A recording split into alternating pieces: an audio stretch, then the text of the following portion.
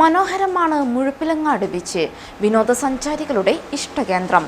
എന്നാൽ സുരക്ഷയുടെ കാര്യത്തിൽ ദയനീയമാണ് ഇവിടുത്തെ അവസ്ഥ.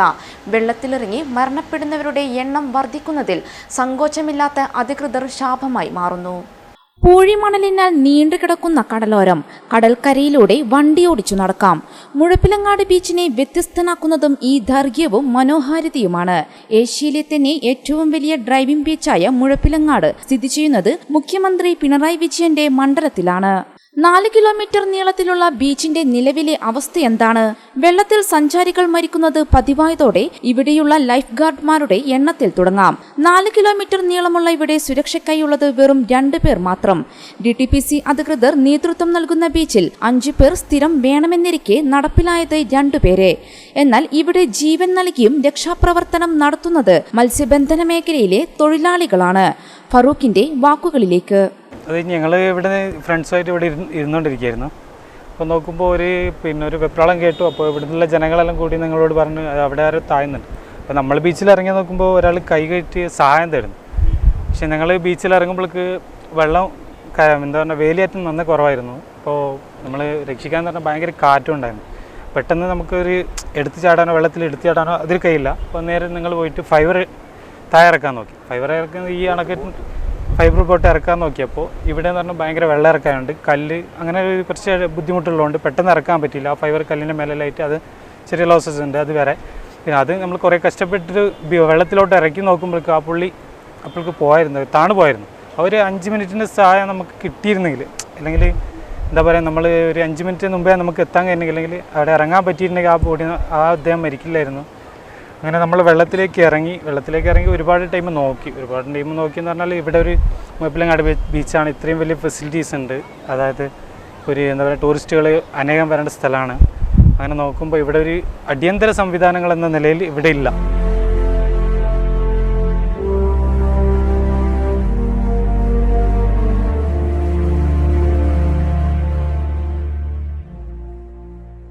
വെള്ളത്തിൽ വീണുള്ള നിരവധി മരണങ്ങളിൽ പരാതികളുമായി നാട്ടുകാർ DTPCയെ സമീപിച്ചെങ്കിലും യാതൊരു നടപടിയും കൈക്കൊണ്ടില്ല. ഈ മാസമുണ്ടായ മരണത്തിൽ നരഹത്യക്ക് കേസെടുക്കണമെന്ന ആവശ്യവുമായി നാട്ടുകാരും മത്സ്യത്തൊഴിലാളികളും കോടതിയെ സമീപിക്കാനൊരുങ്ങുകയാണെന്ന് സ്വദേശിയായ മുനീർ പാച്ചക്കര പറയുന്നു. ഏകദേശം ഒരു 10-25 ചെറുപ്പക്കാർ ഈ ബീച്ചിൽ നിന്ന് മരണപ്പെട്ടതായിട്ടാണ് മനസ്സിലാക്കാൻ സാധിച്ചത്. ഗവൺമെൻറ് വേണ്ട സൗകര്യങ്ങൾ ചെയ്യുമെന്ന് പറഞ്ഞിട്ട് ഇതുവരെയായിട്ട് ഒരു സൗകര്യം ചെയ്തില്ല. അതുപോലെ തന്നെ ഈ അടുത്ത കാലത്ത് ഈ 2-3 മാസത്തിൻ്റെ ഇടയിൽ 2 ചെറുപ്പക്കാർ ഇവിടുന്ന് മരണപ്പെട്ടു. ഇതെല്ലാം പറഞ്ഞു വരുന്നത് നമ്മുടെ ബീച്ചിൽ ആവശ്യമായ സൗകര്യങ്ങൾ ഇല്ലാത്തത് കൊണ്ടാണ്. ഇത്തരം സൗകര്യങ്ങൾ ഉണ്ടെങ്കിൽ ഈ ചെറുപ്പക്കാർ മരണപ്പെടുകയില്ലായിരുന്നല്ലോ. നമ്മുടെ ഈ ബീച്ച് ഇപ്പോൾ ഉള്ള മരണത്തിന് കാരണക്കാർ DTPC ഉദ്യോഗസ്ഥന്മാരാണ്. അതുകൊണ്ട് DTPC ഉദ്യോഗസ്ഥന്മാരുടെ പേരിൽ നരഹത്യക്ക് കേസെടുക്കണമെന്നാണ് നമുക്ക് ഈ പ്രദേശത്തുള്ളവർക്ക് ആവശ്യപ്പെടാനുള്ളത്. അതിനുവേണ്ടി ഈ തെരഞ്ഞെടുപ്പ് കഴിഞ്ഞ ഉടൻ തന്നെ പ്രദേശവാസികളുടെയും അതുപോലെ തന്നെ ബീച്ചിൽ വരുന്നവരുടെയും സാമൂഹ്യ പ്രവർത്തകരുടെയും എല്ലാം യോഗം വിളിച്ചു ചേർത്തുകൊണ്ട് ശക്തമായ സമര പരിപാടികളുമായി മുന്നോട്ട് പോകാൻ വേണ്ടിയിട്ടാണ് തീരുമാനിക്കുന്നത്.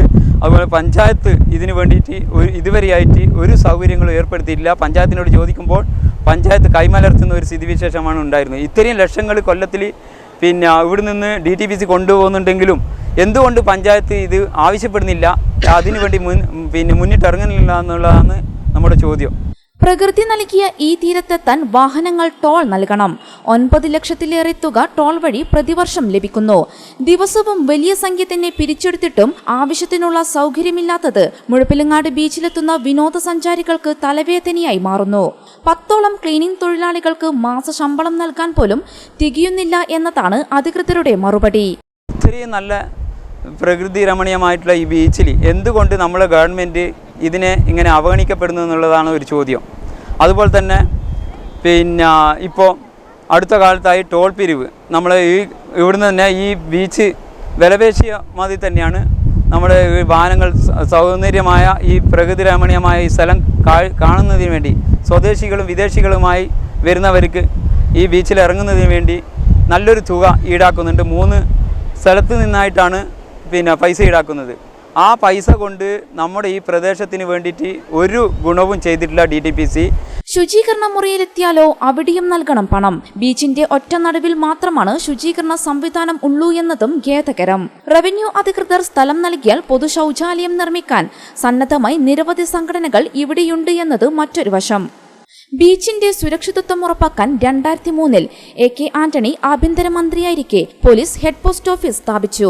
എന്നാൽ ഇക്കാലയളവ് വരെ ഒരു പോലീസിനെയും ഇവിടെയും നിയമിച്ചില്ല. മറ്റൊന്ന് അഡ്വഞ്ചർ അക്കാദമിയാണ്. 4 വർഷമായി ഇതും പൂട്ടിക്കിടക്കുന്നു. അതുപോലെ തന്നെ ഇവിടെ ഈ കാണുന്ന കെട്ടിടം MGP ഫണ്ട് പ്രകാരം 2000-2002 വർഷ കാലഘട്ടത്തിൽ അന്നത്തെ ആഭ്യന്തരമന്ത്രി AK ആന്റണി ഇവിടെ പ്രത്യേക ഫണ്ട് ഉപയോഗിച്ച് നിർമ്മിച്ചതാണ്. ഇന്ന് വരെയായിട്ട് അവിടെ ഒരു പോലീസിന്റെ പോസ്റ്റ് നിയമിക്കാൻ വേണ്ടിയിട്ടും സാധിച്ചിട്ടില്ല ഗവൺമെന്റിന്. വിനോദസഞ്ചാരികളെ ലോകതലത്തിൽ തന്നെ ആകർഷിക്കേണ്ട ബീച്ചിൽ അധികൃതരുടെ അനാസ്ഥയിൽ ഒലിച്ചുപോകുന്നത് വലിയൊരളവിൽ ടൂറിസം വരുമാനമാണ്. അടിക്കടിയുണ്ടാകുന്ന മരണങ്ങളിലും ഉത്തരവാദിത്തമില്ലാത്ത സമീപനവും ഉദാസീനതയും അധികൃതർ തുടരുമ്പോഴും ജാഗരൂകരായി സ്വന്തം ജീവൻ നൽകിയുള്ള രക്ഷാപ്രവർത്തനത്തിൽ നിലകൊള്ളുന്ന മത്സ്യത്തൊഴിലാളികൾ മാത്രമാണ് ഏക ധൈര്യം. എന്നാൽ ഇവരുടെ ആവശ്യങ്ങൾക്ക് ചെവി കൊടുക്കാനും ഉദ്യോഗസ്ഥർക്കും സാധിച്ചില്ല. എങ്കിലും കർമ്മനിരതരാണിവർ. News desk for you Times news.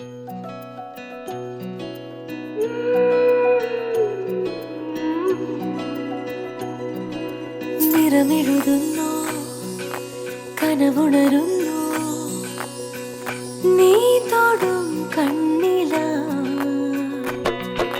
പുതുമ വിരിഞ്ഞു, പുടവയണിഞ്ഞു, നീ മയിൽ ചന്തമാ കയ്യെത്തും ദൂരത്തിൽ പെൺമക്കൾ ശില്പം പോലെ